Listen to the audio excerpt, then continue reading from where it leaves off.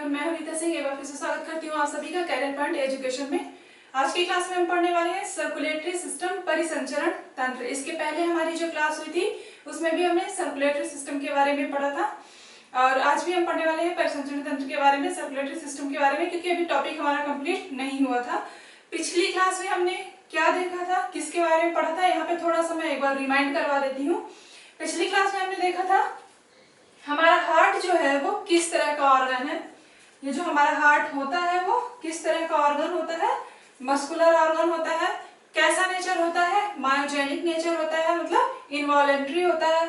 ठीक है, इसके अलावा हमने देखा था हमारा जो हार्ट होता है उसमें कितने चैम्बर होते हैं, 4 चैम्बर होते हैं। कौन कौन से, राइट आर्टरियम, राइट वेंट्रिकल और left atrium, left ventricle. Okay, और इसके बारे में हमने डिस्कस किया था चैम्बर के बारे में। साथ ही साथ हमने क्या बताया था कि जैसे ये 4 चैम्बर हैं तो हमारा ब्लड आएगा जब, तो चारों चैम्बर में जाता है हमारा ब्लड, तो हमारा ब्लड जो है उसके जाने के लिए, एक चैम्बर से दूसरे चैम्बर में जाने के लिए क्या होता है, यहाँ बीच में क्या होते हैं, दरवाजे होते हैं, जिसे हम क्या बोलते हैं, वाल्व। वाल्व का मतलब होता है कपाट, कपाट का मतलब होता है दरवाजा। जैसे घर में हम एक रूम से दूसरे रूम में जाने के लिए किसका यूज करते हैं, दरवाजे का यूज करते हैं ना, दरवाजे के थ्रू जाते हैं। उसी तरह से जो हमारा ब्लड होता है वो आर्टरियम से वेंट्रिकल में आने के लिए, एक चैम्बर से दूसरे चैम्बर में जाने के लिए किसका यूज करता है, वाल्व का यूज करता है। या ब्लड की हमारे जाने के लिए या ट्रांसफर होने के लिए क्या होता है, वाल्व पाया जाता है। तो जो राइट साइड का ये पोर्शन होता है, राइट आर्टरियम और राइट वेंट्रिकल, दायां आलिंद और दाएं नीले के बीच कौन सा वाल्व पाया जाता है, बताया था हमने, ट्राइकस्पिड वाल्व, त्रिबलीय कपाट पाया जाता है। अभी जो हमारा लेफ्ट आर्टरियम है और लेफ्ट वेंट्रिकल है, बायां आलिंद है और बायां नीला है, तो इसमें भी जो ब्लड हमारा आएगा आर्टरियम में आएगा तो सीधी सी बात है वेंट्रिकल में भी जाएगा। तो वेंट्रिकल में जाने के लिए भी इसमें क्या होता है, एक वाल्व होता है, और ये किस तरह का होता है, ये बाइकस्पिड वाल्व होता है, द्विबलीय कपाट कहलाता है। इसके अलावा यहाँ पे राइट वेंट्रिकल जो होता है, यहाँ पे एक वाल्व होता है जो क्या कहलाता है, सेमी लूनर वाल्व कहलाता है।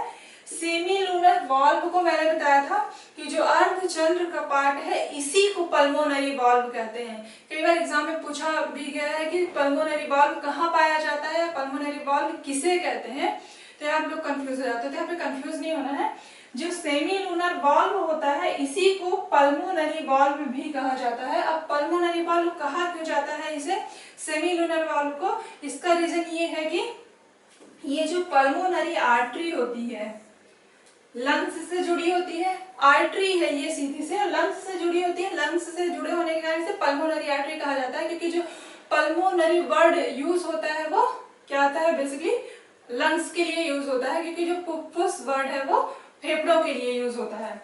और यहाँ एक वेन निकलती है हमारे, कहाँ से, लंग से वेन होकर जाती है कहाँ पे, हार्ट में, इसे कहते हैं पल्मोनरी वेन या फुफ्फुस शिरा कहते हैं। इसे भी कहा जाता है फुफ्फुस शिरा क्यों, क्योंकि ये लंग से कनेक्टेड है, और ये आर्टरी है, ये किससे कनेक्टेड है, ये भी लंग से कनेक्टेड है। और ये दोनों ही क्या है, एक्सेप्शन है, अपवाद है, इसमें अशुद्ध रक्त बहता है, मतलब कि अनऑक्सीकृत ब्लड होता है, और इसमें कैसा ब्लड होता है, ऑक्सीकृत होता है, मतलब O2 वाला शुद्ध ब्लड होता है। ठीक है, वेन में शुद्ध ब्लड है और धमनी जो है, पल्मोनरी धमनी, फुफ्फुस धमनी, उसमें अशुद्ध रक्त है, इसलिए ये दोनों एक्सेप्शन है, पल्मोनरी वेन और पल्मोनरी आर्टरी। ओके, तो ये जो पल्मोनरी आर्टरी है ये लंग से जुड़ी हुई है, और पल्मोनरी आर्टरी किससे जुड़ी है, सेमी लूनर वाल्व से जुड़ी हुई है, इसीलिए इस वाल्व को पल्मोनरी वाल्व भी कहा जाता है। पल्मोनरी वाल्व कहा जाता है किसे, सेमी लूनर वाल्व को, अर्धचंद्र कपाट को। ठीक है, अब ये सारी चीजें हमने देख ली थी। अब यहाँ पे एक और वाल्व पाया जाता है। ठीक है, जब आर्टरियम में आएगा हमारा ब्लड, आर्टरियम के बाद कहाँ पे जाएगा, ट्राइकस्पिड वाल्व से, त्रिबलीय कपाट से कहाँ पे आएगा, वेंट्रिकल में आएगा, वेंट्रिकल से जाएगा पल्मोनरी आर्टरी में, पल्मोनरी आर्टरी से जाएगा हमारे लंग्स में, लंग्स में ब्लड का प्यूरिफिकेशन होगा। और प्यूरिफिकेशन किस तरह से होगा, यहाँ पे हमको केवल इतना जानना है कि यहाँ पे ब्लड का प्यूरिफिकेशन होता है, बाकी किस तरह से होता है ये सारी प्रोसेस जब हम पढ़ेंगे, रिस्पायरेटरी सिस्टम पढ़ेंगे तब हम डिटेल से पढ़ेंगे इसके बारे में। तो यहाँ पे प्यूरिफिकेशन होता है और यहाँ पे क्या होता है, ब्लड हमारा जो ऑक्सीकृत ब्लड होता है, ऑक्सीजन युक्त ब्लड होता है, पल्मोनरी वेन लेके जाती है बाएं आलिंद में, लेफ्ट आर्टरियम में लेके जाती है।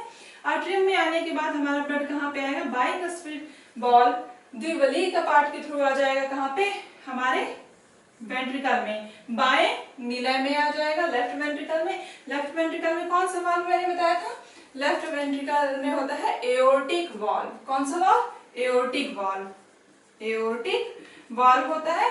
और एओर्टिक वाल्व से कौन सी धमनी जुड़ी होती है, क्या जुड़ा होता है, एओर्टा, एओर्टा। एओर्टिक वाल्व से क्या जुड़ी होती है, एओर्टा जुड़ा होता है। एओर्टा जो होती है क्या होती है, ये महाधमनी। हमारे शरीर की सबसे बड़ी आर्टरी कौन सी होती है, सबसे बड़ी धमनी कौन सी होती है, एओर्टा होती है सबसे बड़ी धमनी। सबसे बड़ी शिरा कौन सी होती है, वेना कावा होती है, महाशिरा होती है। अपवाद कौन कौन सी धमनी और कौन कौन सी शिरा है, पल्मोनरी आर्टरी और पल्मोनरी वेन। ओके, और ये क्या करती है, एओर्टा पूरे ब्लड की सप्लाई कहाँ कर देगी, पूरे बॉडी में कर देगी। कहाँ पे करती है, पूरे बॉडी में ब्लड को पहुंचा देगी। और बॉडी से ही तो आया था हमारा इम्प्योर ब्लड। ओके, तो ये सारी चीजें हम डिस्कस कर चुके थे। अब हम आज की क्लास में पढ़ने वाले हैं सर्कुलेटरी सिस्टम में heart conducting system.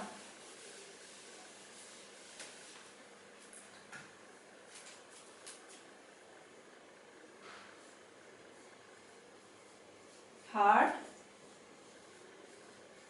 Conducting system, हृदय संचरण तंत्र, हृदय संचरण तंत्र।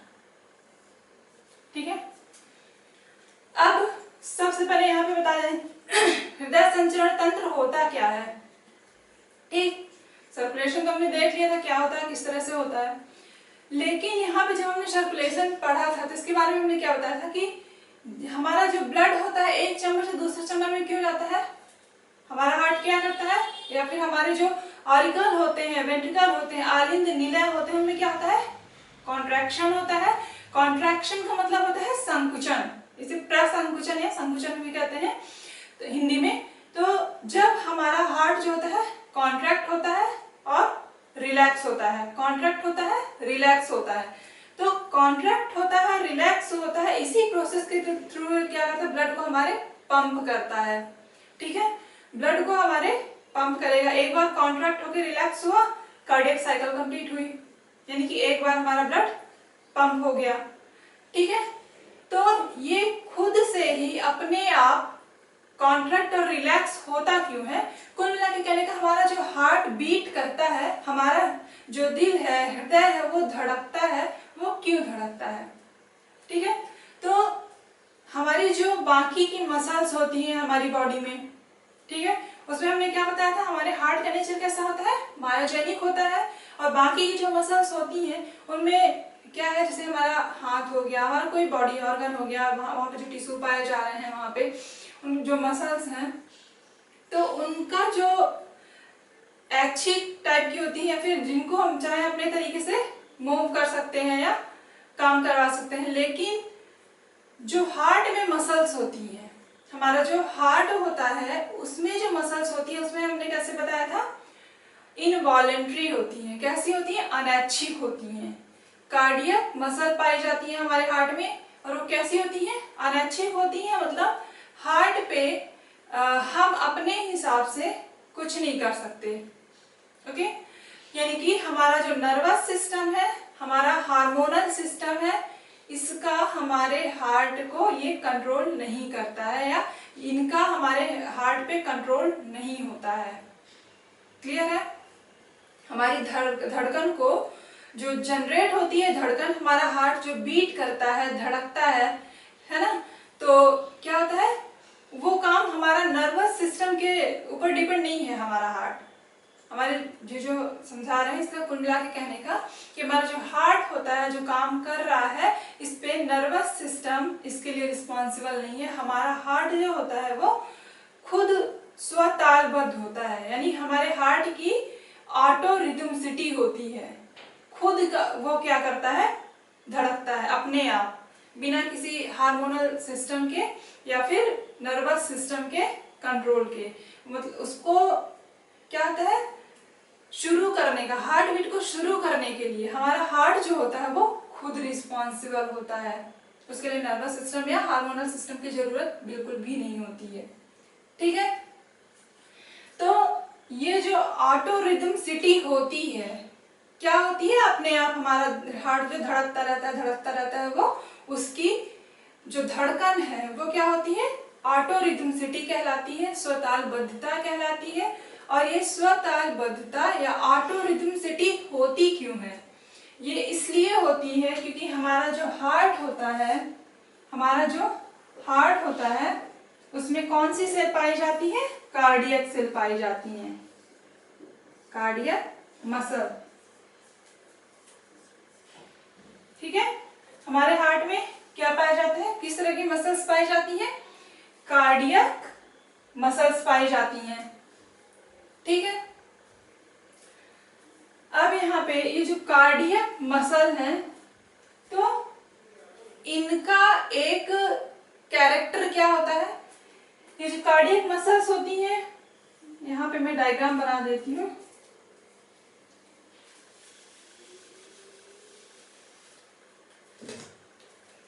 ये जो कार्डियक मसल्स होती हैं ये इस तरह से ब्रांच्ड होती हैं, इस तरह से ब्रांच्ड होती हैं। बाकी की जो मसल्स होती हैं हमारी बॉडी में, जो स्केलेटल मसल्स होती हैं और जितने भी तरह की मसल्स होती हैं तो उनसे अलग होता है, एकदम से डिफरेंट होती है, अलग होती है। हमारे हार्ट में जो मसल्स पाई जाती हैं, हृदय में जो पेशियां पाई जाती हैं। ठीक है, क्योंकि हमारे हार्ट में कैसी पेशियां पाई जाती हैं, कार्डियक मसल्स पाई जाती हैं। ठीक, और ये कार्डियक मसल्स कैसी होती हैं, ब्रांच्ड होती हैं। कार्डियक मसल्स कैसी हैं, ब्रांच्ड,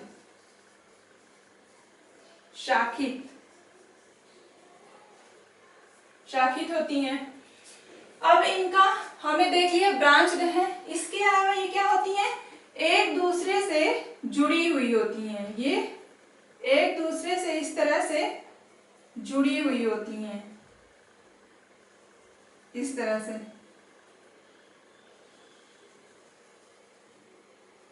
ब्रांच्ड तो होती है, यानी कि शाखित भी होती है, हमने देख लिया। ये इस तरह से आगे जाके इस तरह से ब्रांच्ड है।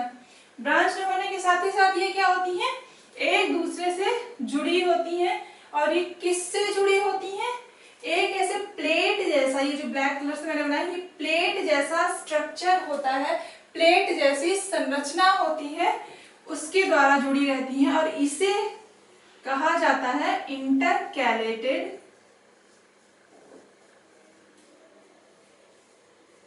डिस्क। इसे, इस संरचना को क्या कहा जाता है, इंटरकैलेटेड डिस्क कहा जाता है। अब क्या होता है, ये जो इंटरकैलेटेड डिस्क होती है इसके बीच बीच में कुछ इस तरह से स्पेस होते हैं, बहुत महीन इस तरह से स्पेस होते हैं, यहाँ पे स्पेस होते हैं टनल जैसे। ठीक है, तो होता क्या है, ये जो टनल जैसा ये स्ट्रक्चर बन रहा है, ये इससे क्या होता है, ये क्या काम करेगा, इससे एक सेल दूसरी सेल से जुड़ी हुई रहती है। ठीक है, एक सेल दूसरी सेल से जुड़ी हुई रहती है। मतलब अगर यहाँ पे क्या है, ये टनल जैसा स्ट्रक्चर है या गैप है, जो इससे सीधी सी बात है, जब गैप है तो इस सेल का साइटोप्लाज्म इस सेल में आसानी से चला जाएगा क्योंकि यहाँ पे गैप है। ठीक है, गैप के थ्रू यहाँ का साइटोप्लाज्म यहाँ आसानी से जा सकता है, यहाँ का यहाँ, मतलब पूरे सेल्स के जो साइटोप्लाज्म है आपस में इस गैप के द्वारा कनेक्टेड रहेंगे या एक दूसरी सेल में ट्रांसफर हो सकते हैं आसानी से। ठीक है, तो ये जो गैप है, टनल है, ये क्या कहलाता है? इसे ही कहा जाता है gap junction. Gap junction, gap junction कहलाता है ये जो गैप है। तो ये जो हमारी कार्डियक मसल्स हैं वो किस तरह की मसल्स हैं? कार्डियक मसल हमारी ब्रांच्ड होती हैं, शाखित होती हैं, और इसके अलावा ये एक दूसरे से जुड़ी हुई रहती हैं।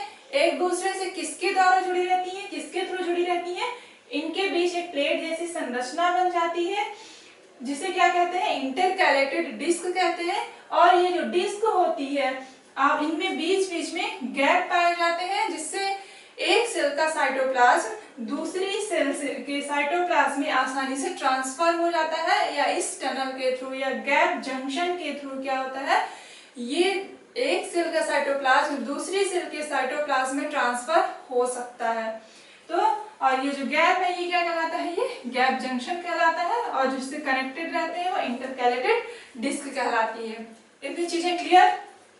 ठीक है, अब ये अगर क्लियर हो गया तो कार्डियक सिस्टम, अब आपको यहाँ पे हम कंडक्शन होता किस तरह से है अब ये देखना है। जैसे ये हो गया हमारा हार्ट, ये हो गया हमारा हार्ट।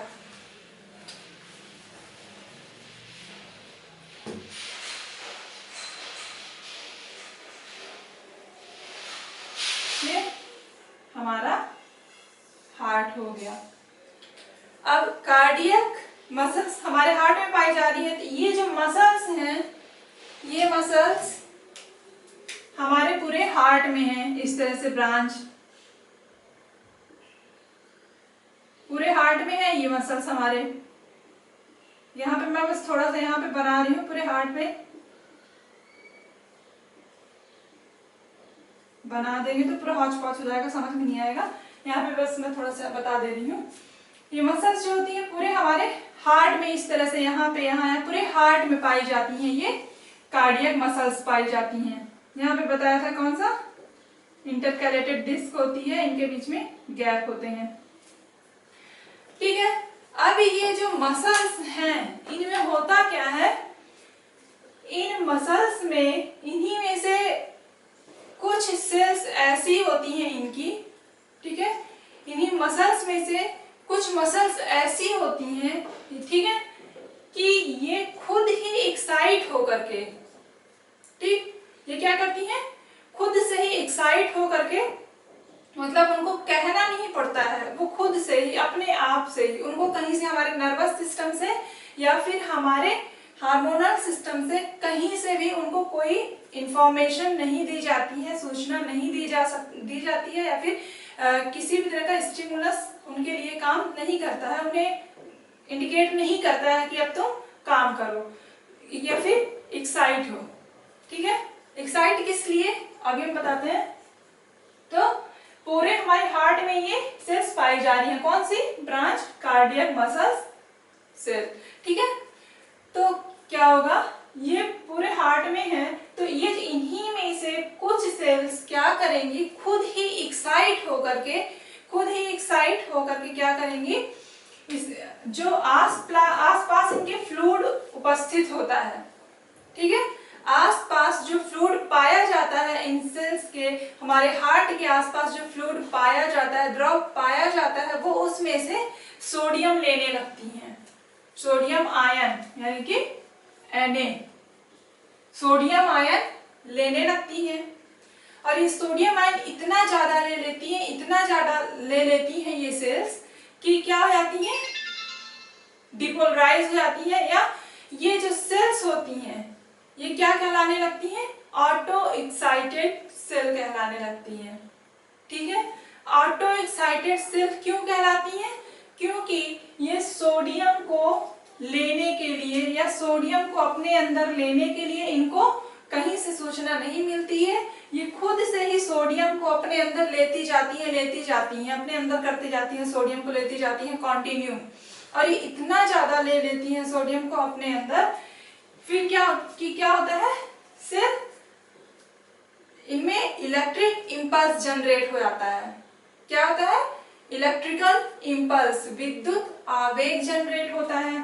ठीक, इनमें से कुछ सेल्स यहाँ पे पाई जाती हैं जो क्या कहलाती हैं, ऑटो एक्साइटेड सेल। ठीक है, ऑटो एक्साइटेड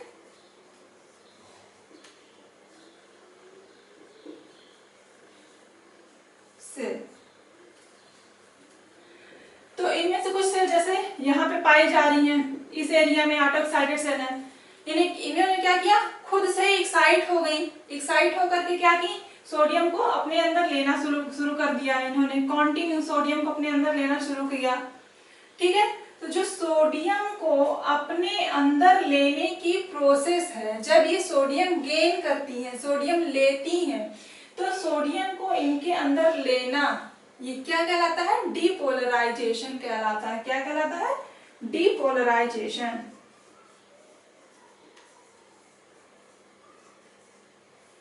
ठीक, ये क्या कहलाएगा, जब ये ऑटो एक्साइटेड सेल सोडियम को अपने अंदर लगातार लेती रहेंगी, तो ये कंडीशन क्या कहलाती है, डीपोलराइजेशन कहलाती है। और जब डीपोलराइजेशन होगा, मतलब जरूरत से ज्यादा ये सोडियम को अपने अंदर भर लेंगी पूरा, तो क्या होगा, इनमें इलेक्ट्रिकल इंपल्स जनरेट होगा, विद्युत आवेग जनरेट होगा।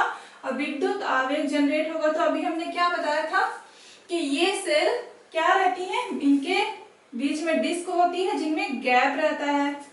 गैप होता है मतलब इनका साइटोप्लाज्म एक सेल से दूसरी सेल में ट्रांसफर रहेगा, और ये सेल सारी सेल्स जो थी आपस में जुड़ी हुई रहती हैं। ठीक है, तो जो ये इलेक्ट्रिकल इंपल्स यहाँ पे जनरेट होगा, विद्युत आवेग यहाँ पे जनरेट होगा, वो इस सेल में हुआ, और इस सेल का साइटोप्लाज्म कनेक्टेड है दूसरी सेल से। ठीक है, तो ये जो इलेक्ट्रिकल आवेग है, इलेक्ट्रिकल इंपल्स है, ये कहाँ जाएगा, दूसरी सेल के साइटोप्लाज्म में जाएगा। दूसरी सेल के साइटोप्लाज्म में जाएगा, वो भी दूसरी सेल से कनेक्टेड है, उसका साइटोप्लाज्म तो अगली सेल में जाएगा। इस तरह से ये जो इलेक्ट्रिकल इंपल्स है, विद्युत आवेग है, वो क्या होगा, हमारे पूरे हार्ट में, क्योंकि पूरे हार्ट में हमारे ये सेल पाई जा रही है, पूरे हृदय में हमारे कार्डियक मसल्स हैं, तो पूरे हार्ट में हमारे क्या, इलेक्ट्रिकल इंपल्स, विद्युत आवेग का क्या होगा, फैल जाएगा। पूरे हार्ट में विद्युत आवेग फैल जाएगा, इलेक्ट्रिकल इंपल्स हो जाएगा, फैलेगा हमारे हार्ट में। तो होता क्या है कि हमारा ये जो हार्ट है, पूरे में ये सेल्स पाई जा रही हैं। अब इलेक्ट्रिकल इंपल्स जनरेट हुआ और कहाँ फैला, पूरे हार्ट में फैल गया। ठीक है, इतना कंप्लीट। अब यहाँ पे कौन कौन से कंपोनेंट हैं, कंडक्शन किस तरह से होगा ये बता दिया। अब ये जो कंडक्शन होता है, इसके कंपोनेंट कौन कौन से हैं यहाँ पे बता देते हैं। यहाँ पे होता है एक ऐसे नोड, ऐसे नोड, एक होता है AB नोड, एक होता है bundle of his, bundle of his. ठीक है, अब ये देखते हैं ये होते कहाँ कहाँ पे हैं। तो यहाँ पे हमने क्या बताया था, सेल्स है, ऑटो एक्साइटेड सेल्स होती हैं। ये सेल्स जो होती हैं क्या कहलाती हैं, यहाँ पे बहुत सारी सेल्स ऐसे इकट्ठी होती है, इसे हम क्या कहते हैं, ऐसे नोड कहते हैं, साइनो आर्ट्रियल नोड। ठीक है, अब यहां से इंपल्सेस चली, कहां पहुंची, यहां तक पहुंची, यहां पे आ गई। यहां पे एक और नोड होता है, ये कहलाता है AB node, AB node, atrioventricular node कहलाता है। ठीक है, आर्ट्रियोवेंट्रिकुलर नोड जो होता है यहां पाया जाता है, और इसके नीचे एक इस तरह से ग्रुप पाया जाता है, बंडल पाया जाता है मसल्स का या सेल का। ये क्या कहलाता है, bundle of his, bundle of his, bundle of his कहलाता है ये ग्रुप। अब यही जो बंडल ऑफ हिज है आगे जा करके दो में डिवाइड हो जाते हैं, दो भाग में डिवाइड हो जाते हैं, एक राइट तरफ चला आता है और एक किधर चला जाता है, एक इस तरह से लेफ्ट साइड चला जाता है।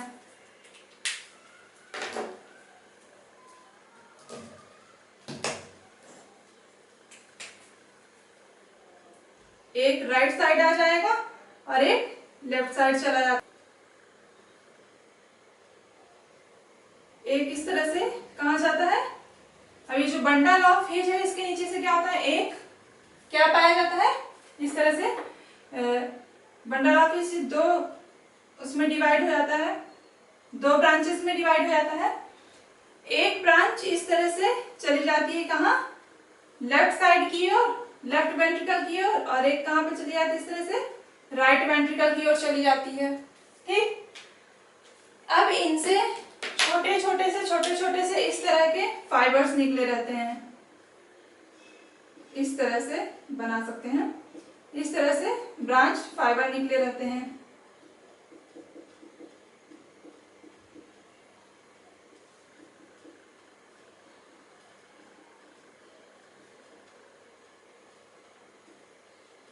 ये क्या कहलाते हैं, ये कहलाते हैं पुरकिंजे फाइबर। पुरकिंजे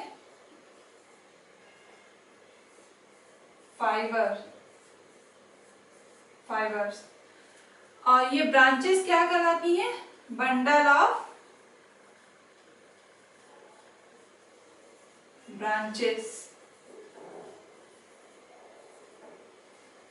ठीक है, तो कंपोनेंट कौन कौन से हो गए हमारे हार्ट का, जो कंडक्टिंग सिस्टम है, संचरण तंत्र है, उसके कंपोनेंट कौन कौन से हो गए, एसए नोड, एबी नोड और बंडल ऑफ हिज।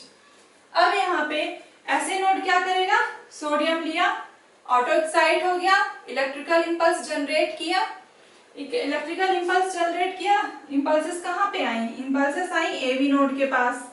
ये एबी नोड और बंडल ऑफ हिज जो है कहाँ पे, ये एबी नोड और ये बंडल ऑफ हिज जो है ये भी इलेक्ट्रिकल इंपल्सेस क्या करते हैं, उत्पन्न करते हैं।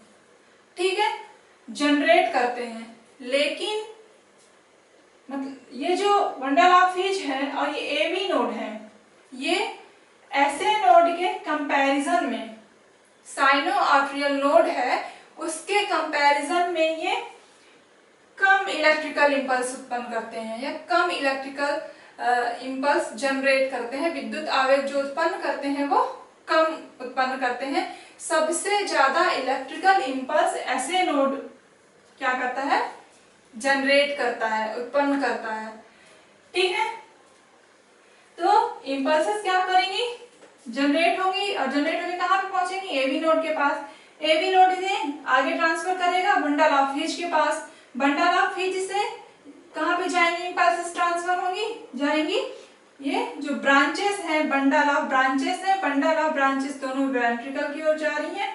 तो दोनों वेंट्रिकल में यहाँ पे क्या है, ये आगे डिवाइड हो गई है किसमें, इससे कौन क्या निकले हुए हैं, पुरकिंजे फाइबर्स, पुरकिंजे फाइबर्स से। और इस तरह से क्या होगा, पूरी जो इलेक्ट्रिकल इंपल्सेस हैं ये पूरे हमारे हार्ट में पहुंच जाती हैं, हमारे पूरे हार्ट में पहुंचा दी जाती हैं। ठीक है, ये हो गया हमारे हार्ट का कंडक्टिंग सिस्टम। अब थोड़ा सा देख लेते हैं एसए नोड के बारे में।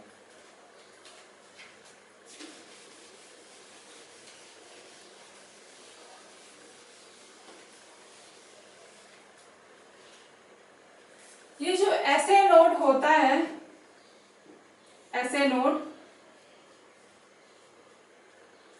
ये सबसे ज्यादा डिपोलराइज होता है।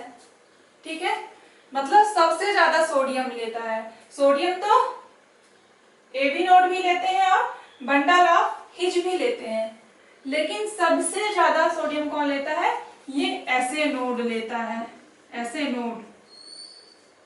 ठीक है, एसए नोड कम से कम 70 से 75 बार 70 to 75 टाइम्स डिपोलराइज होता है। और ये जितनी बार डिपोलराइज होगा, ठीक है, जितनी बार डिपोलराइज होगा उतनी बार क्या होगा, हमारा हार्ट क्या करेगा, कॉन्ट्रैक्ट करेगा। कॉन्ट्रैक्ट करेगा मतलब संकुचित होगा, सिकुड़ेगा। कॉन्ट्रैक्ट होगा, रिलैक्स होगा, कॉन्ट्रैक्ट होगा, रिलैक्स होगा। ठीक है, तो 70 to 75 टाइम्स लेता है। और इसके अलावा ये जो इलेक्ट्रिकल इम्पल्स हैं जनरेट हो रहे हैं कहाँ से? ऐसे नोड से। मतलब कि हमारी जो हार्ट बीट है उसकी शुरुआत कहाँ से हो रही है? ऐसे नोड से हो रही है। इसीलिए ऐसे नोड को नेचुरल पेस मेकर भी कहा जाता है। Natural pacemaker, pacemaker, प्राकृतिक गति प्रेरक कहा जाता है। किसे? ऐसे नोड को नेचुरल पेस मेकर किसे कहा जाता है? ऐसे नोड को कहा जाता है प्राकृतिक गति प्रेरक। ठीक है, अब यहाँ पे क्या होता है कि पेशेंट्स कुछ लोग होते हैं जिनमें ऐसे नोड सही से काम नहीं करता, कुछ दिक्कत आ जाती है या फिर सोडियम प्रॉपर तरीके से नहीं ले पाता है ऐसे नोड। तो क्या होता है उनमें ये प्रॉपर तरीके से काम नहीं करता है। ऐसे नोड काम नहीं करेगा मतलब इलेक्ट्रिकल इंपल्स जनरेट नहीं करेगा। जब सोडियम लेगा ही नहीं तो इलेक्ट्रिकल इंपल्स भी जनरेट नहीं करेगा, विद्युत आवेग जनरेट नहीं करेगा। जब जनरेट नहीं करेगा तो पूरे हार्ट में कैसे ट्रांसफर होगी? ट्रांसफर नहीं होगी, मतलब हमारा जो हार्ट है वो सही तरीके से बीट नहीं करेगा। हमारा जो हार्ट बीट है वो सही तरीके से काम नहीं करेगी। तो क्या होता है कि ऐसे जो पेशेंट्स होते हैं, ठीक है, ऐसे पेशेंट्स में क्या किया जाता है? आर्टिफिशियल पेस मेकर डाला जाता है। आर्टिफिशियल पेस मेकर डाला जाता है। ठीक है, यहाँ पे जो ऐसे नोड है उसकी जगह पे क्या करते हैं? जैसे ऐसे नोड क्या है हमारा? नेचुरल पेस मेकर है, उसकी जगह पे आर्टिफिशियल पेस मेकर का यूज किया जाता है। जो आर्टिफिशियल पेस मेकर होता है वो क्या करेगा? फिर वो हार्ट बीट जनरेट करेगा। हार्ट बीट जो जनरेट होगी वो तार के द्वारा, लीड के द्वारा क्या होता है वो इलेक्ट्रोड से जोड़ दिया जाता है। और इलेक्ट्रोड किससे कनेक्ट रहता है? इलेक्ट्रोड हमारे हार्ट से कनेक्ट रहेगा। ठीक है, तो क्या होगा उसमें जो लिथियम बेसिकली जो होता है ना, आर्टिफिशियल जो पेस मेकर होता है उसमें lithium solid state cell use की जाती है। तो जो लिथियम सॉलिड स्टेट सेल होगी वो क्या करेगी? हार्ट बीट जनरेट करेगी। जब हार्ट बीट जनरेट करेगी तो क्या होगा? उस हार्ट बीट को तार के थ्रू जोड़ दिया जाएगा एक इलेक्ट्रोड से और उस इलेक्ट्रोड को कनेक्ट कर दिया जाएगा हमारे हार्ट से। और ये सारी जो प्रोसेस होती है ट्रांसप्लांट की, ये जो आर्टिफिशियल पेस मेकर डाला जाता है हमारे हार्ट में वो सर्जरी के थ्रू होता है। ठीक है, सर्जरी के द्वारा उसे हमारे शरीर के अंदर, हमारे बॉडी के अंदर इंटर कराया जाता है। और वो क्या करता है? आर्टिफिशियल पेस मेकर क्या करेगा? ऐसे नोड की जगह वो काम करेगा। और सिर्फ उस कंडीशन में जब ऐसे नोड हमारा सही से काम नहीं करेगा तब यूज किया जाता है किसका? आर्टिफिशियल पेस मेकर का यूज किया जाता है। तो ये हो गया हमारा कंडक्टिंग सिस्टम ऑफ हार्ट। हमारा हार्ट किस तरह से काम करता है, हमारे हार्ट में संचरण या कंडक्शन जो होता है वो किस तरह से होता है, और कौन कौन सी सेल्स पाई जाती हैं या कौन कौन से कंपोनेंट पाए जाते हैं हमारे हार्ट में जो इस कंडक्टिंग सिस्टम में रोल प्ले करते हैं। ठीक, ऐसे नोड को क्या कहा जाता है? नेचुरल पेसमेकर कहा जाता है। और जब ऐसे नोड सही ढंग से काम नहीं करता है तो फिर आर्टिफिशियल पेसमेकर का यूज किया जाता है। ठीक, अब शुरू करते हैं कार्डियक साइकिल। कार्डियक साइकिल क्या होता है? हृदय चक्र।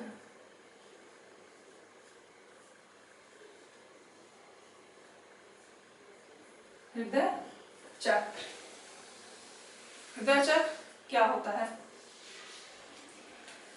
अभी जो हृदय चक्र होता है, अभी हमने लास्ट बार जब शुरू वाली क्लास डिस्कस की थी तो उसमें हमने बताया था कि पूरा ब्लड जो है, इम्प्योर ब्लड क्या आता है? हमारे राइट एट्रियम में आता है, राइट एट्रियम से राइट वेंट्रिकल में जाता है, वेंट्रिकल से फिर लंग्स में जाता है प्यूरिफाई होने के लिए, प्यूरिफाई होने के बाद कहाँ पे आता है? हमारे लेफ्ट आर्टरियम में आता है, लेफ्ट आर्टरियम से लेफ्ट वेंट्रिकल में आता है, वेंट्रिकल के बाद पूरी बॉडी में सप्लाई किया जाता है। तो इसकी जो ये एक कॉन्ट्रैक्शन है या फिर एक बार ये जो ब्लड जो पंप कर रहा है, ये क्या कहलाता है? कार्डियक साइकिल कहलाता है। ठीक है, हमारा ये जो हार्ट है, जब एक बार कॉन्ट्रैक्ट करेगा तो क्या होगा? एक बार कॉन्ट्रैक्ट करेगा तो ये ऊपर हमारा ये जो आर्टरियम है ये कॉन्ट्रैक्ट हुए, सिकुड़े, ये इधर दोनों ब्लड क्या हुआ हमारा? आया नीचे, कॉन्ट्रैक्ट हुए, सिकुड़े और संकुचित हुए या सिकुड़ गए, क्या फिर रिलैक्स हुए, ब्लड हमारा कहाँ पे आया? वेंट्रिकल में आ गया। फिर वेंट्रिकल क्या हुआ? ये कॉन्ट्रैक्ट हुआ, ब्लड हमारा कहाँ पे आया? लंग्स में आया, पल्मोनरी आर्टरी से, फिर पल्मोनरी लंग्स में, लंग्स से पल्मोनरी वेन, वेन से फिर से आ गया कहाँ पे? लेफ्ट, कहाँ पे? आर्टरियम में। तो ये प्रोसेस जो है, यहाँ पे जब इम्प्योर ब्लड जब आता है और यहाँ पे प्योर ब्लड आता है, ठीक, इस साइड पे पूरा प्योर ब्लड, इधर पे इम्प्योर ब्लड। तो ये प्रोसेस साथ साथ चलती रहती है। प्रोसेस सारी होती है कॉन्ट्रैक्शन और रिलैक्सेशन की बहुत रैपिडली होती है। ये जो इलेक्ट्रिकल इंपल्स होते हैं, विद्युत आवेग होते हैं, वो बहुत जल्दी जल्दी क्या होते हैं? वो ट्रांसफर होते हैं या बहुत जल्दी जल्दी जनरेट होते हैं। तो जब ये कॉन्ट्रैक्ट होगा, रिलैक्स होगा, तो ये जो आर्टरियम का एक बार कॉन्ट्रैक्ट होगा फिर रिलैक्स होगा, और ये जो वेंट्रिकल है इनका एक कॉन्ट्रैक्शन और रिलैक्सेशन। ठीक है, ये क्या कहलाएगा? कार्डियक साइकिल कहलाएगा। मतलब एक बार में जितना ब्लड हमारा यहाँ आया, आने के बाद प्योर हुआ, प्योर होने के बाद यहाँ आया वेंट्रिकल तक, बॉडी में चला गया, ये पूरी प्रोसेस एक कार्डियक साइकिल कहलाएगी। एक कार्डियक साइकिल को कंप्लीट होने में टाइम कितना लगता है? 0.8 सेकंड का टाइम लगता है। 0.8 सेकंड का टाइम लगता है एक कार्डियक साइकिल को कंप्लीट होने में। ठीक है, हमारा जो एक कार्डियक साइकिल है वो 0.8 सेकंड में कंप्लीट होता है। क्लियर? अब यहाँ पे कार्डियक साइकिल में हमने देखा कि इसमें टाइम कितना? 0.8 सेकंड का टाइम लगता है। अब इसमें होता क्या है कि जो ब्लड है हमारा, जब हमारा आर्टरियम है या फिर वेंट्रिकल है, क्या होगा? कॉन्ट्रैक्ट होता है, सिकुड़ता है या संकुचित होता है। ठीक है, कॉन्ट्रैक्ट होना, सिकुड़ना, संकुचित होना, और रिलैक्स होता है। तो ये क्या कहलाता है? जब हमारा आर्टरियम क्या होगा? कॉन्ट्रैक्ट करेगा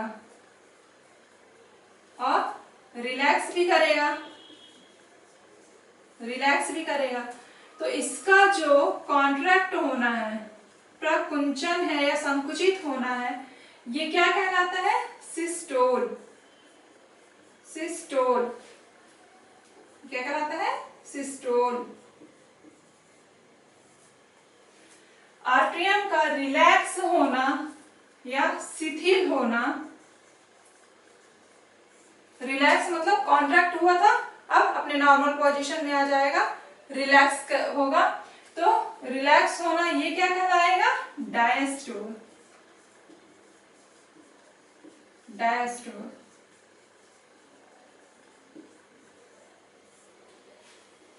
ठीक है, इसी तरह से वेंट्रिकल में भी होगा, वेंट्रिकल में भी सिस्टोल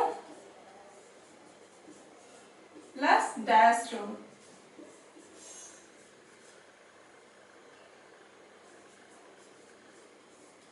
प्रकुंचन और शिथिलन।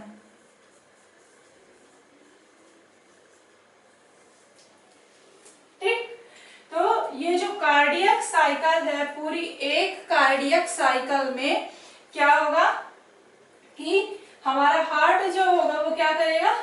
हमारे जो आर्टरियम होंगे, एक बार दोनों, यहाँ पे मैंने लेफ्ट या राइट अलग अलग नहीं किया, यहाँ पे हमारा लेफ्ट प्लस राइट दोनों आर्टरियम की बात हो रही है, लेफ्ट प्लस राइट वेंट्रिकल। तो हमारे जो आर्टरियम है, आर्टरियम का एक बार कॉन्ट्रैक्ट होना, रिलैक्स होना, हमारे वेंट्रिकल का कॉन्ट्रैक्ट होना, रिलैक्स होना, ये क्या कहला जाएगा? एक कार्डियक साइकिल कहलाएगा। ठीक है, ये क्या कहलाएगा? कार्डियक साइकिल कहलाएगा। क्लियर है? तो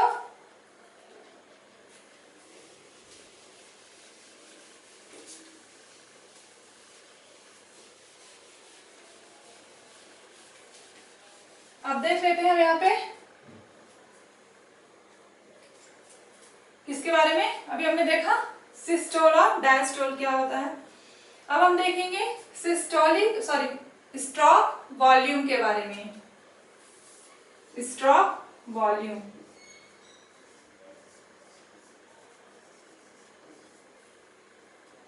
इसे हिंदी में कहते हैं प्रहार आयतन।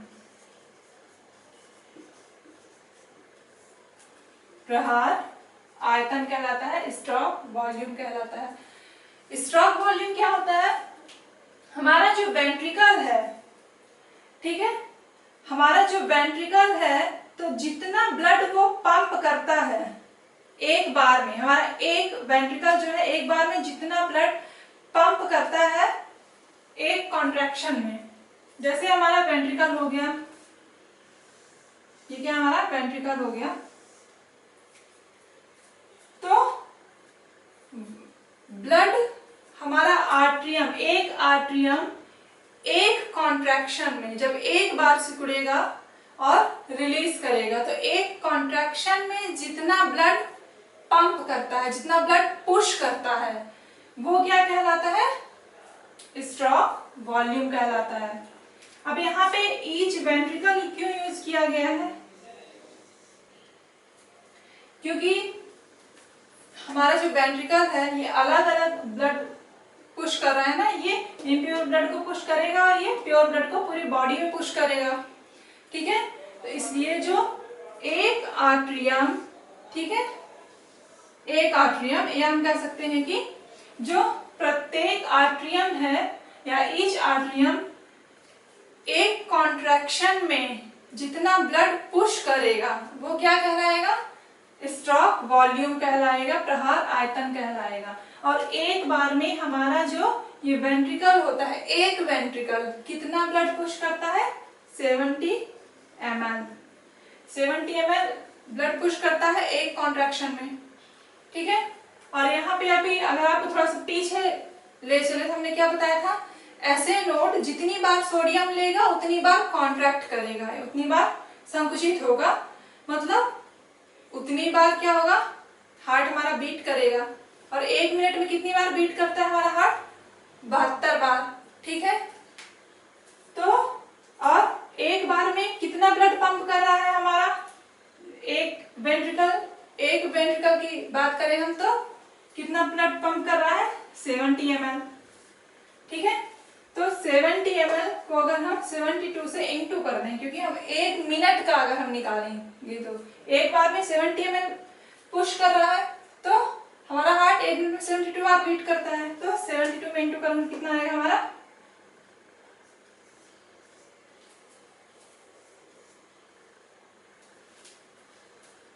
50-40 ml। ठीक है, अब यहाँ पे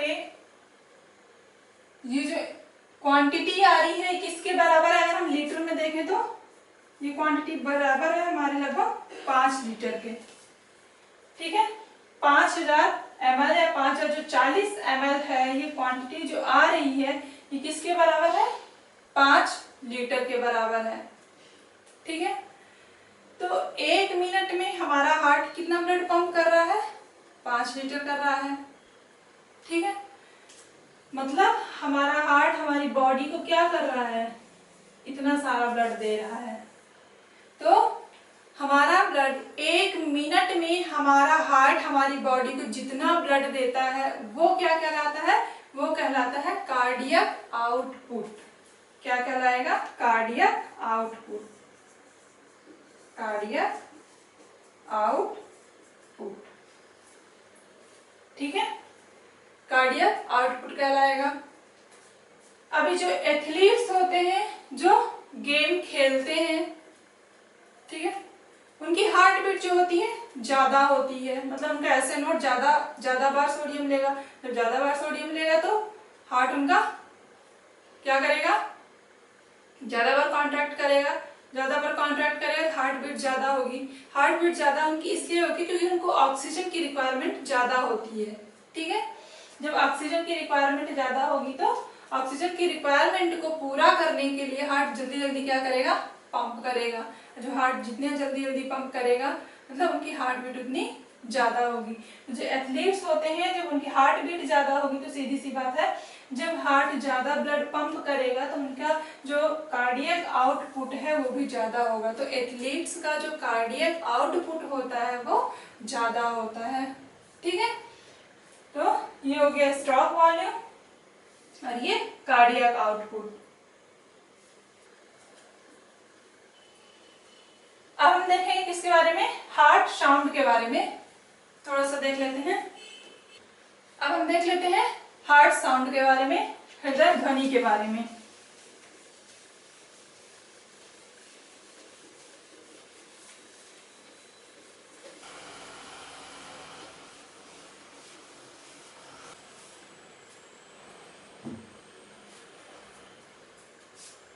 हार्ट साउंड,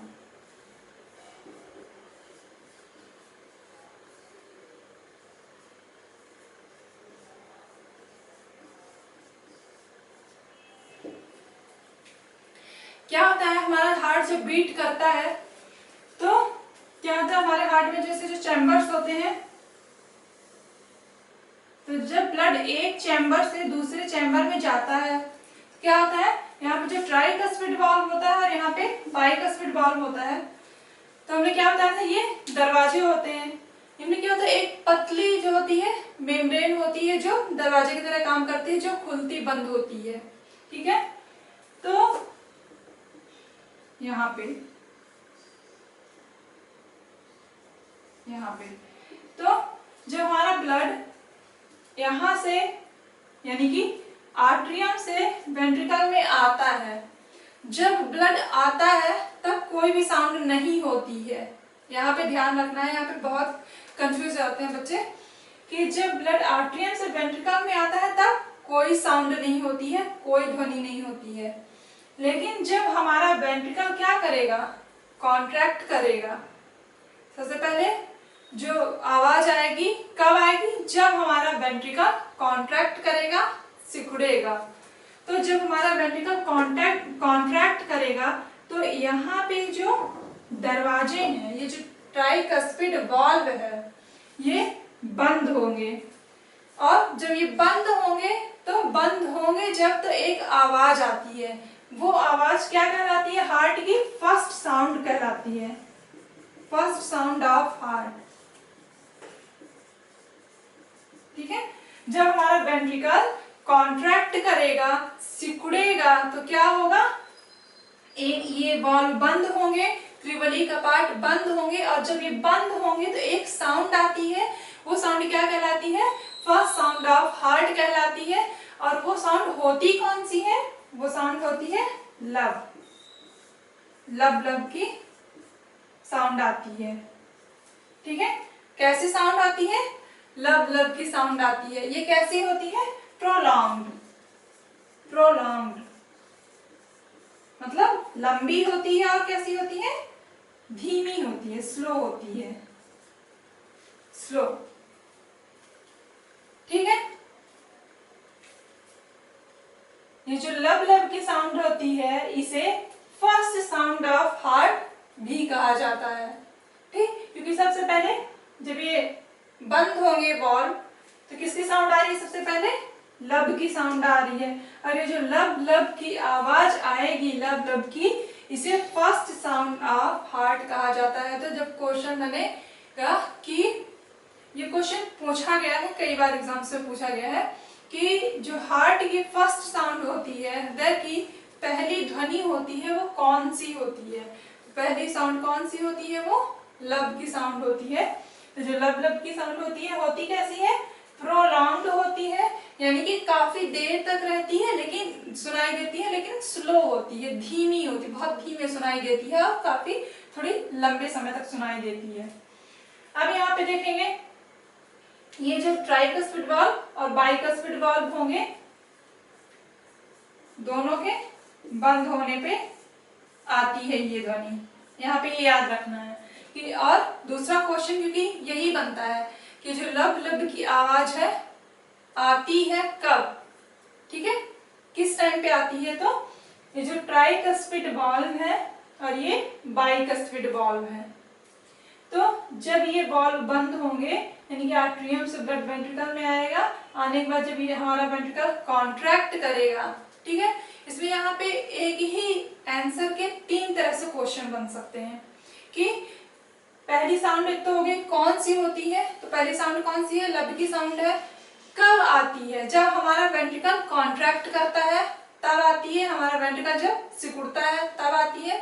दूसरा क्या कौन सा ऑप्शन आ सकता है कि जब ये किसके किसके या फिर कौन कौन से वाल्व के बंद होने पर आती है, तो ट्राइकस्पिड और बाइकस्पिड वाल्व के बंद होने पर आती है। किसके बंद होने पर, ट्राइकस्पिड और बाइकस्पिड वाल्व के बंद होने पर आती है लब की साउंड। और दूसरा आप देखते हैं, और ये किस तरह की होती है, लंबी और धीमी होती है। अब दूसरा देख लेते हैं दूसरी साउंड कौन सी आती है। हमने बताया था कि हमारा वेंट्रिकल क्या है, अभी कॉन्ट्रैक्ट कर रहा है तो बंद हुआ। अब क्या, हमारा वेंट्रिकल जब रिलैक्स करेगा, दूसरी साउंड कब आएगी। आप ध्यान रखना, पहली साउंड वेंट्रिकल के कॉन्ट्रैक्ट करने पर, सिकुड़ने पर, दूसरी साउंड उसके रिलैक्स करने पर। तो वेंट्रिकल जब हमारा रिलैक्स करेगा तो क्या होगा, जब रिलैक्स करेगा तो ये जो सेमी लूनर वाल्व है और यहाँ पे एओर्टिक वाल्व है, ये क्या होंगे, बंद होंगे, ठीक है। जब हमारा हार्ट रिलैक्स करेगा तो हमारा ब्लड वापस से यहाँ पे ना आ जाए, इसके लिए क्या होगा, ये सेमी लूनर वाल्व और एओर्टिक वाल्व क्या करेंगे, ये बंद होंगे ना। जब हमारा हार्ट कॉन्ट्रैक्ट हुआ, ब्लड चला गया, रिलैक्स मोड में आया, तो ब्लड फिर से वापस फ्लो होके कहाँ पे, ये जो पल्मोनरी आर्टरी में ब्लड गया है, कहीं फिर से ना वापस आ जाए, तो क्या होगा, यहाँ पे जो वाल्व रहेंगे, ये जो वाल्व है, वाल्व में जो कपाट है, ये जो दरवाजे जैसी संरचना जो है, ये क्या होंगे, ये बंद होंगे ना, कि ब्लड कहीं वापस से ना आ जाए। तो जब ये बंद होंगे तब भी एक आवाज आएगी, कौन सी आवाज सुनाई देगी, डक डक डक की साउंड आएगी, डक की साउंड आएगी। कौन सी साउंड आएगी, डक की। तो हार्ट की जो दूसरी साउंड है वो कौन सी है, डक डक की। मतलब कि जब हमारा जो कार्डियक साइकिल चलता है उसमें अगर जो स्टेथोस्कोप होता है, जब हम डॉक्टर के पास जाते हैं तो कान में लगा के और ऐसे चेक करते हैं ना, उसको क्या बोला जाता है, स्टेथोस्कोप बोला जाता है। तो उससे सुनेंगे तो हमें किस तरह की साउंड सुनाई देगी, लब डब की साउंड सुनाई देगी। तो डब की साउंड कब आती है, दूसरी साउंड कौन सी है, डब है, कब सुनाई देती है, जब ये सेमी लूनर वाल्व और ये एओर्टिक वाल्व बंद होते हैं तब, ठीक है। वाल्व के खुलने पर कोई भी साउंड नहीं आती है, हमेशा बंद होने पर आती है। ये चीज मैं फिर से रिपीट कर रही हूँ यहाँ पे। अब होता क्या है, ये तो नॉर्मल कंडीशन में हो गया कि हमारा हार्ट बढ़िया हेल्दी है, अच्छे से काम कर रहा है, अच्छे से पंपिंग कर रहा है, कॉन्ट्रैक्ट हो रहा है, रिलैक्स हो रहा है, कॉन्ट्रैक्ट हो रहा है, रिलैक्स हो रहा है, मतलब हमारी हार्ट बीट अच्छे से चल रही है, हमारा हार्ट अच्छे से काम कर रहा है। ये हेल्दी अगर कोई इंसान है तो उसकी अगर हम साउंड सुनेंगे तो लब डब की आवाज सुनाई देगी। लेकिन क्या होता है, कभी कभी जब फीवर हो जाता है बहुत तेज, ठीक है, या फिर वाल्व जो होते हैं ये, इनमें कोई प्रॉब्लम आ जाती है, तो क्या होता है कि इनसे ब्लड जो है वो थोड़ा सा ब्लड जो है, बहुत थोड़ी सी क्वांटिटी में ब्लड इनसे रिश्ता रहता है, मतलब बहुत कम मात्रा में थोड़ा सा ब्लड, जैसे नल कभी खराब नहीं आता है तो बंद कर दो, लेकिन फिर उसे बूंद करके क्या रहता है, वो पानी क्या रहता है, टपकता रहता है। इसी तरह से क्या होता है, जब वाल्व क्या होते हैं सही ढंग से काम नहीं करते हैं, या फिर कोई खराबी आ जाती है इन वाल्व में, या फिर बहुत तेज फीवर हो जाता है, उस कंडीशन में थोड़ा सा ब्लड क्या रहता है, इन वाल्व से ना ब्लड रिश्ता रहता है। तो रिश्ता है जब ब्लड, तो जब स्टेथोस्कोप से जब डॉक्टर सुनते हैं तो उन्हें किस एक अलग तरह की आवाज सुनाई देती है, कौन सी, मर मर, मर मर की साउंड सुनाई देती है। किसकी? मर मर। ठीक है, अब ये वो साउंड नहीं है मर मर की कि बस मर मर की साउंड सुनाई दे रही है तो मतलब बस जाने वाले हैं, ऐसा नहीं है। ये साउंड इसलिए सुनाई देती है, क्यों? क्योंकि ये जो बाल में है इनसे थोड़ा थोड़ा ब्लड रिश्ता रहता है। वो जो आवाज आती है वो किस टाइप की होती है? मर मर की साउंड होती है। तो तीसरी जो साउंड है वो कौन सी है? मर मर। पहली साउंड हो गई ल, दूसरी हो गई ड, तीसरी हो गई मर मर। हमारा हार्ट जो है वो 3 तरह की साउंड, बेसिकली 2 तरह की करता है। ये जब कोई डैमेज आ जाता है वॉल्व में या फिर फीवर की कंडीशन में करता है। ठीक है, अब हमने कहा था कि हम हार्ट अटैक के बारे में थोड़ा सा डिस्कस करेंगे। तो होता क्या है, अभी हमने देखा था कि जो SA नोड होता है, AV नोड होता है, पुरकेंजे फाइबर्स होते हैं, तो सिग्नल क्या होता है? इस तरह से आता जाता है, इलेक्ट्रिकल इम्पल्सेस जनरेट होती हैं। ये यहाँ से SA नोड हो गया, यहाँ से सिग्नल यहाँ पे आएगा, ये बंडल ऑफ हिच में आगे यहाँ पे जाएगा, यहाँ पे ब्रांचेस होती हैं कई सारी ऐसे। तो होता क्या है, जब ये सिग्नल SA नोड सही तरीके से काम नहीं कर पाता है, या फिर जो सिग्नल है SA नोड सही तरीके से काम नहीं करेगा, तब क्या होगा? हमारा हार्ट बीट नहीं करेगा अच्छे से। ठीक है, तो उस कंडीशन में भी अटैक आने के चांसेस रहते हैं। दूसरा, ये जो AV नोड है अगर सिग्नल को आगे ट्रांसफर नहीं करेगा बंडल ऑफ हिच के पास, या फिर बंडल ऑफ हिच किसी कारणवश सिग्नल आगे बंडल ऑफ ब्रांचेस के पास नहीं पहुंचाएगा, तो जब बंडल ऑफ ब्रांचेस के पास सिग्नल नहीं पहुंचेगा, इलेक्ट्रिकल इंपल्स नहीं पहुंचेगा, तो हमारा हार्ट जो है वेंट्रिकल जो है वो कॉन्ट्रैक्ट नहीं करेगा। तो किसी भी कंडीशन में अगर हमारा आर्ट्रियम कॉन्ट्रैक्ट नहीं करेगा या फिर वेंट्रिकल कॉन्ट्रैक्ट नहीं करेगा या रिलैक्स नहीं करेगा, तो अटैक आने के चांसेस रहते हैं। यानी कि अगर प्रॉपर तरीके से ये इलेक्ट्रिकल इम्पल्सेस ट्रांसफर नहीं हो पाती हैं, तो उस कंडीशन में क्या होता है? अटैक आता है। ठीक है, और तो ये रही हमारी आज की क्लास। आज की क्लास में बस इतना ही। और एक और था, हार्ट में जो छेद होता है उसके बारे में हमने बताने के लिए कहा था, तो उसका हम एक अलग से उस पर वीडियो बना देंगे। ठीक है, अगली क्लास जो है हमारी उसके बारे में हम सिर्फ थोड़ा सा डिस्कस करेंगे, केवल उसी के बारे में रहेगा वो हमारा वीडियो। ठीक है, आज की क्लास में बस इतना ही। ठीक है, तो जो लोग हमारे चैनल पे नए हैं, हमारे वीडियोस को लाइक करें, चैनल को सब्सक्राइब करें। अगर टॉपिक से रिलेटेड कोई प्रॉब्लम है, कोई डाउट है, तो आप हमें कमेंट सेक्शन में कमेंट करके बता सकते हैं। Okay, thank you.